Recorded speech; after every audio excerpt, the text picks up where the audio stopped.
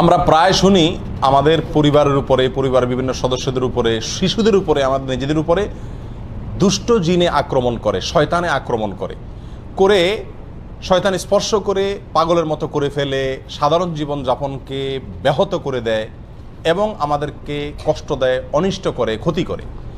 জিনের ক্ষতি, অনিষ্ট, দুষ্ট জিনের আক্রমণ থেকে বাঁচার জন্য কোরআন এবং সুন্নাহ অনুযায়ী বেশ কিছু আমল আছে। এরকম 12টি আমলের কথা আজ আমরা বলবো, যে আমলগুলো করার মাধ্যমে দুষ্ট জিনের আক্রমণ থেকে আমরা নিজেরা বাঁচতে পারবো, নিজেদের শিশু এবং পরিবারের সদস্য অন্যদেরকে আমরা আত্মরক্ষার ব্যবস্থা বাতলে দিতে পারবো ইনশাআল্লাহ। নাম্বার 1, 5 ওয়াক্ত সালাত সময় মতো সঠিকভাবে আদায় করতে হবে। 5 ওয়াক্ত সালাতের পাশাপাশি পরিপূর্ণভাবে ইসলামের উপরে চলার চেষ্টা করতে হবে, তাকওয়ার উপরে চলার চেষ্টা করতে হবে। তাহলে আল্লাহ তাআলা শয়তান থেকে আপনাকে বাঁচাবেন, রক্ষা করবেন। দলিল হলো কোরআনে কারিমের সূরা যুখরুফের আয়াত নম্বর 36। আল্লাহ সুবহানাহু ওয়া তাআলা বলেছেন, ওমাইয়াশু আন যিকরির রহমান নুকাইয়িদ লাহু শাইতানান ফাহুয়া লাহু কারিন। যে আল্লাহর জিকির থেকে, আল্লাহর স্মরণ থেকে গাফেল হয়ে যায়, নামাজ নাই, রোজা নাই, আল্লাহর স্মরণ নাই, দুনিয়ার ভিতরে ডুবে থাকে, হাসি তামাশা বিনোদনের ভিতরে ডুবে থাকে, শুধুমাত্র আল্লাহর জিকির স্মরণ তার জীবনে নাই, আল্লাহ বলেন ওই ব্যক্তির জন্য আমি একটি শয়তান নিযুক্ত করে দেই। শয়তান আল্লাহই লাগাই দেয়, দুষ্ট জিন আল্লাহই তার পিছনে লাগাই দেয়। ফাহুয়া লাহু কারিন, সে তার সঙ্গেই থাকে একেবারে মৃত্যু পর্যন্ত বা সঠিক রাস্তায় আসার আগ পর্যন্ত। তাহলে আল্লাহর পথে আসলে, 5 ওয়াক্ত সালাত আদায় করলে এবং হক হালালি চলার চেষ্টা করলে আল্লাহ সুবহানাহু ওয়া তাআলা ওই ব্যক্তিকে শয়তানের আক্রমণ থেকে বাঁচাবেন। এছাড়া আপনারা বিখ্যাত একটি হাদিস জানেন, নবী আলাইহিস সালাম বলেছেন, কেউ যদি রাতে ঘুমায়, শয়তান প্রত্যেকটা ঘুমন্ত ব্যক্তির কপালে 3টা করে গিরা দেয়। শয়তান কি করে? কেউ যদি রাতে ঘুমাতে যায় তো শয়তান ওই ঘুমানো ব্যক্তির কপালে 3টা গিরা দেয়। এই গিরা দেওয়ার উদ্দেশ্য হলো যাতে সে উঠতে না পারে, কারণ শয়তানকে আল্লাহ তাআলা সে পাওয়ার দিয়েছে। তো শারীরিকভাবে তাকে দুর্বল করে ফেলে, অলস করে ফেলে, শরীরকে মেজমেজ করায় দেয়, সে নামাজের জন্য ফজরের সময় উঠার ক্ষমতা যাতে না থাকে। তখন সাহস করে ইমানি শক্তির বলে বলিয়ান হয়ে যদি কেউ উঠতে পারে, একটা গিরা খুলে যায়, এরপরে অজু করে নামাজ পড়তে গেলে বাকি গিরাগুলো খুলে যায়। খেয়াল করে দেখবেন যে ফজর নামাজ যদি পড়তে যান, ঘুম থেকে উঠে অজু করে, শরীরের ভিতরে যে একটা অলসতা ছিল পুরাটাই কেটে যায়, কারণ যে গিরাগুলো সব খুলে গেছে। তাহলে 5 ওয়াক্ত সালাতের মাধ্যমে কি করা যায়? শয়তানের আক্রমণ থেকে রক্ষা পাওয়া যায়। দ্বিতীয় করণীয় হলো, সকাল সন্ধ্যায় নবী আলাইহিস সালাম বহুত গুরুত্বপূর্ণ জিকির এবং দোয়া শিখাইছেন। নিয়মিত যদি কোনো পরিবারের সদস্যরা সকাল সন্ধ্যার এই দোয়াগুলা সব সময় করে, কোনো কষ্টের বিষয় না, খুব সহজ, তাহলে ওই পরিবারের সদস্যদেরকে আল্লাহ তাআলা জিনের আক্রমণ থেকে কি করেন? বাঁচান। সকাল সন্ধ্যার দোয়া অনেক, সেখান থেকে আমরা কয়েকটা এই সংক্রান্ত সরাসরি এই জিন বা দুষ্ট জিনের ক্ষতি থেকে বাঁচার জন্য যেগুলো কার্যকর, সেরকম কয়েকটি দোয়ার কথা বলবো। এর ভিতরে একটা দোয়া হলো, আউযু বিকালিমাতিল্লাহি তাম্মাতি মিন শাররি মা খালাক। অর্থাৎ আমি আশ্রয় চাই আল্লাহর পূর্ণাঙ্গ কালিমার, পূর্ণাঙ্গ বাক্যের মাধ্যমে আল্লাহ যত সৃষ্টি করেছেন ক্ষতিকর বস্তু, সেগুলোর ক্ষতি থেকে। তাহলে দুষ্ট জিনও আল্লাহর ক্ষতিকর সৃষ্টি, বা সে আমার ক্ষতি করতে পারে, তার ক্ষতি থেকে আল্লাহর কাছে আশ্রয় চাইলাম। এই দোয়াটি যদি 3 বার সকাল এবং সন্ধ্যা পাঠ করে, সহিহ মুসলিম হাদিসে আসছে, আরো অন্য হাদিসের কিতাবে আসছে, আল্লাহ তাআলা সারাদিন সারা রাত ওই ব্যক্তিকে সব ধরনের বস্তুর ক্ষতি থেকে, জিনের দুষ্ট জিনের ক্ষতি থেকে আল্লাহ তাআলা কি করবেন? রক্ষা করবেন। একই দোয়া সফরে গেলে, বিভিন্ন জায়গায়, নতুন কোনো জায়গায় গেলেও পড়ার কথা বলা আছে। তাহলে ওই জায়গায় অবস্থানরত জিন বা দুষ্ট কোনো শয়তান আপনাকে কি করতে পারবে না? আক্রমণ করতে পারবে না। আপনার পরিবারকে আল্লাহ বাঁচাবেন। আর এমনিও সাধারণ অবস্থাতে দোয়া বেশি বেশি পড়া উচিত, বিশেষ করে বাচ্চাদেরকে দোয়া পড়ে ফু দেওয়া উচিত। আউযু বিকালিমাতিল্লাহি তাম্মাতি মিন শাররি মা খালাক, 3 বার সকাল, 3 বার সন্ধ্যায়। সকাল সন্ধ্যা পাঠযোগ্য দ্বিতীয় আরেকটি আমল হলো আয়াতুল কুরসি পাঠ করা। আয়াতুল কুরসি এমন একটি আমল, নগদ ফায়দা হয় জিনের রোগীকে এই আয়াতুল কুরসি পড়ে ঝাড়ফুঁক করলে, এবং এটা বিশেষ ব্যক্তিরাই করতে হবে এমন কোনো কথা নাই, বরং আমরা সবাই করতে পারি। নবী আলাইহিস সালাম আমাদের সবার জন্য শিখাইছেন, বলে দেন নাই যে শুধুমাত্র যারা ঝাড়ফুঁক করে তারাই করবে, যার কারণে আমরা সবাই এই আমলগুলো করতে পারি। আয়াতুল কুরসি এটা 3 সময় বিশেষভাবে পড়ার কথা আছে। এক হলো সকাল এবং সন্ধ্যায়, আরেকটা হলো যে 5 ওয়াক্ত নামাজের পরে একবার করে, আরেকটা হলো শোয়ার সময়। শোয়ার সময় যদি কেউ আয়াতুল কুরসি পড়ে, তো আল্লাহ সুবহানাহু ওয়া তাআলা তাকে সারা রাত শয়তানের আক্রমণ থেকে বাঁচায় রাখেন। এবারে একটা মজার ঘটনা বর্ণিত আছে আবু হুরায়রা রাদিয়াল্লাহু তাআলা আনহু থেকে। আবু হুরায়রা রাদিয়াল্লাহু তাআলা আনহুকে রাসূল আকরাম সাল্লাল্লাহু আলাইহি ওয়াসাল্লাম একবার যাকাতের মাল পাহারাদারি করার জন্য রাতে নাইট গার্ড হিসাবে নিয়োগ দিলেন।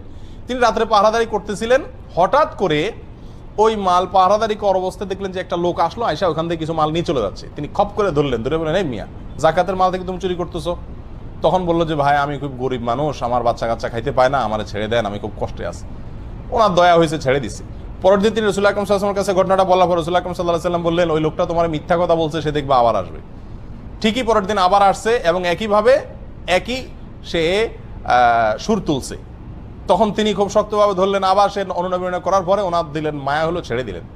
পরের দিন রাসূলুল্লাহ আকরাম সাল্লাল্লাহু আলাইহি ওয়াসাল্লামের কাছে যাওয়ার পরে আবার বললেন, ইয়া রাসূলুল্লাহ, একইভাবে আসছে। রাসূলুল্লাহ আকরাম সাল্লাল্লাহু আলাইহি ওয়াসাল্লাম বললেন যে কি বলছে, বলে এটা বলছে। তখন তিনি বললেন যে সে মিথ্যা কথা বলছে, আবার আসবে। 3 নম্বর দিন আবার আসছে। আসলে আবু রাদিয়াল্লাহু তাআলা এইবার ধরছে ভালো করে, জাবড়ায় তোমার আজকে আর ছাড়তেছি না, আমি রাসূলুল্লাহ আকরাম সাল্লাল্লাহু আলাইহি ওয়াসাল্লাম নিয়েই ছাড়বো আজকে তোমাকে, মিথ্যা কথা বলো প্রতিদিন তুমি। তখন সে বলতেছে, ভাই আমি তোমাকে একটা খুব বড় গুরুত্বপূর্ণ জিনিস শিখাই দেব, আত্মরক্ষার জন্য বিরাট একটা সূত্র তোমাকে বলে দিব, তুমি আমাকে সেই বিনিময়ে ছেড়ে দাও। তো বললেন যে কি বলে দিবা বলো দেখি। তখন এই লোকটা বললো যে দেখো, তুমি যদি প্রতিদিন রাতে শোয়ার সময় আয়াতুল কুরসি পড়ো আর পড়ে ঘুমাও, তো শয়তান তোমাকে অ্যাটাক করতে পারবে না, আল্লাহ তাআলা তোমাকে হেফাজত করবেন ফেরেশতাদের মাধ্যমে, আল্লাহ তাআলা তোমাকে হেফাজত করবেন। এই কথা শোনার পরে আবু রাদিয়াল্লাহু চিন্তা করছেন যে একটা ভালো জিনিস শিখেছে যখন ছেড়ে দিস। তখন পরের দিন যাওয়ার পরে নবী আলাইহিস সালাম জিজ্ঞেস করলেন, কি খবর তোমার আসামির? আবু হুরায়রা বললেন, ইয়া রাসূলুল্লাহ, আসামি তো আবারও আসছে, আবারও ধরছি, তবে সে আমার একটা জিনিস শিখাইছে, এই জন্য তারা ছেড়ে দিছি। রাসূলুল্লাহ আকরাম সাল্লাল্লাহু আলাইহি ওয়াসাল্লাম বলেন যে কি শিখাইছে? বলেন যে এই জিনিস বলছে। তখন রাসূলুল্লাহ আকরাম সাল্লাল্লাহু আলাইহি ওয়াসাল্লাম বলছেন যে দেখো, ও হলো শয়তান, ও তো সত্য কথা কখনো বলে না, তবে এই কথাটা সত্য বলছে, এটা ঠিকই বলছে যে আয়াতুল কুরসি বললে সে তোমার ক্ষতি করতে পারবে না, এই চুরি দাড়ি যা দেখতেছো সব ক্ষতি থেকে বাঁচতে পারবা আয়াতুল কুরসি রাত্রে পড়লে। এটা মহৌষধের মতো কাজ করে। আর সকাল সন্ধ্যা আয়াতুল কুরসির ভরও হাদিসের ভিতরে বর্ণিত আছে যে ব্যক্তি আয়াতুল কুরসি সকাল এবং সন্ধ্যায় একবার করে পড়বে, আল্লাহ সুবহানাহু ওয়া তাআলা শয়তান থেকে রক্ষা করবেন। তারগীব এবং তারহিব হাদিসটি বর্ণিত হয়েছে। আর 5 ওয়াক্ত সালাতের পরেও আছে। অতএব আয়াতুল কুরসি পড়বো। সকাল সন্ধ্যা আমলের ভিতরে আরেকটি আমল আছে, যে আমলটি হলো সূরা ইখলাস 3 বার, সূরা ফালাক 3 বার, সূরা নাস 3 বার। এগুলো 3 বার যদি পাঠ করা হয় সকালে এবং সন্ধ্যায়, আল্লাহ তাআলা সব কিছুর ক্ষতি থেকে বাঁচায় রাখেন। সুনান আবু দাউদ এবং তিরমিজিতে হাদিসটি বর্ণিত হয়েছে। 3 বার কুল হুয়াল্লাহ, 3 বার সূরা কুল আযুর ফালাক এবং 3 বার কুল আযুর রাব্বিন নাস। সকালে 3 বার, সন্ধ্যায় 3 বার। ইনশাআল্লাহ সব কিছুর ক্ষতি থেকে আপনি বাঁচবেন। 4 নম্বর সকাল সন্ধ্যার আমল হলো বিসমিল্লাহিল্লাযী লা ইয়াদুররু মা ইসমিহি শাইউন ফিল আরদি ওয়ালা ফিস সামা ওয়া হুয়াস সামিউল আলিম। এই দোয়াটি সকালে 3 বার, সন্ধ্যায় 3 বার পাঠ করা। দোয়ার অর্থ হলো, ওই আল্লাহর নামে আমি শুরু করতেছি সকাল বা সন্ধ্যা, যে আল্লাহর নামে কোনো কিছু কোনো ক্ষতি করতে পারে না। এই দোয়া সকালে 3 বার, সন্ধ্যায় 3 বার পাঠ করলো, আল্লাহ তাআলা হেফাজত করেন। তাহলে সকাল সন্ধ্যার দোয়াগুলো পাঠ করলে জিনের, দুষ্ট জিনের আক্রমণ থেকে বাঁচা যায়। বিশেষ করে এই 4টি দোয়ার কথা বললাম। তাহলে 2টি আমল গেল। 1 নম্বর আমল হলো যে 5 ওয়াক্ত নামাজ এবং হক হালালি তাকওয়ার উপরে চলার চেষ্টা করা। 2 নম্বর আমল হলো সকাল সন্ধ্যার দোয়াগুলো নিয়মিত পড়ার চেষ্টা করা, বিশেষ করে এই দোয়াগুলো। 3 নম্বর আমলে আসি। 3 নম্বর আমল হলো খাবার গ্রহণ করার সময় বিসমিল্লাহ পাঠ করা। কারণ হাদিসে আসছে, নবী আলাইহিস সালাম বলেছেন, সহিহ মুসলিমে বর্ণিত হয়েছে, যদি কেউ খাদ্য গ্রহণের সময় বিসমিল্লাহ না বলে, তখন শয়তান ওই তার খাবারে যোগ দেয় এবং তার সঙ্গে খাবারে অংশগ্রহণ করে। তাহলে শয়তান থেকে, আপনার খাবার থেকে বাঁচাইতে চাইলে খাবার শুরুতে কি পড়তে হবে? বিসমিল্লাহ। এবং সবাইকে এটা শিখাইতে হবে পরিবারের, যে বিসমিল্লাহ ছাড়া কোনো খাবার শুরু করা যাবে না। একইভাবে ঘরে প্রবেশের সময় বিসমিল্লাহ পড়ে প্রবেশ করতে হবে, কারণ এই বিষয়ে হাদিসে বর্ণিত হয়েছে, নবী আলাইহিস সালাম বলেছেন যে ঘরে ঢোকার সময় যদি কেউ বিসমিল্লাহ বলতে ভুলে যায়, তখন শয়তানের দলনেতা বলে যে এই বাসায় আজকে থাকার এবং রাত্রে এদের সাথে খাওয়ার সুযোগ হয়ে গেল, ঢুকো সবাই। দলে দলে আপনার সাথে শয়তান ঢুকে পড়ে এবং আপনার ক্ষতি করে। আর যদি বিসমিল্লাহ কেউ পড়ে, তখন শয়তান আর তার দলনেতারা বলে যে আজকে এই বাসায় থাকার এবং খাওয়ার সুযোগ হইল আর না। এই জন্য বাসায় যতজন ঢুকবে, যে কোনো রুমে থাকবেন, আপনি ঢুকার সময় কি পড়বেন? বিসমিল্লাহ পড়বেন। 4 নম্বর আমল হলো হাই আসলে হাত দেওয়া বা কিছু দিয়ে মুখ ঢাকা। এটা পরীক্ষিত, যাদেরকে জিনে আক্রমণ করে এরকম বহু রোগীকে দেখেছি আমরা, যে তারা বেশি বেশি হাই তোলে ওই সুযোগে জিন বা দুষ্ট জিন, শয়তান মানুষের শরীরে প্রবেশ করে মানুষের ক্ষতি করার চেষ্টা করে। এই জন্য হাই তোলার সময় হাত দিতে হবে। নবী আলাইহিস সালাম এটা শিখাইছেন, সহিহ মুসলিম, আবু দাউদে হাদিসটি বর্ণিত হয়েছে। তোমাদের কেউ যদি হাই তোলে, সেই জন্য তার মুখে হাত দিয়ে বা কোনো কিছু দিয়ে বাধা দেয়, কারণ হাই তোলার সময় শয়তান প্রবেশ করে। তাহলে হাই তোলার সময় হাত দিতে হবে।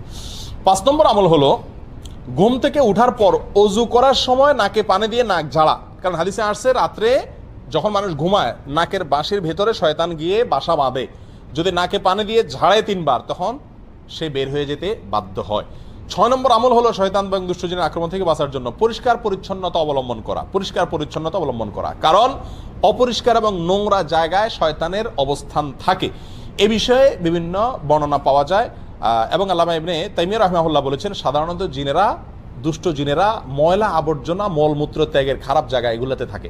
বাসা বাড়িতে মলমূত্রের গন্ধ, পোলাপানের মলমূত্র হোক আর বড়দের হোক, এরকম যদি থাকে এবং ময়লা আবর্জনা পড়ে থাকে, এবং সেগুলো ফালাই না হয় সময় মতো, তাহলে সেখানে শয়তান বা দুষ্ট জিন বাসা বাঁধে। এই জন্য ওখান থেকে পরিষ্কার, ঘরবাড়িকে এগুলো থেকে পরিষ্কার রাখতে হবে। 7 নম্বর আমল হলো পেশাব পায়খানা দুষ্ট জিনের বড় একটা আখড়া।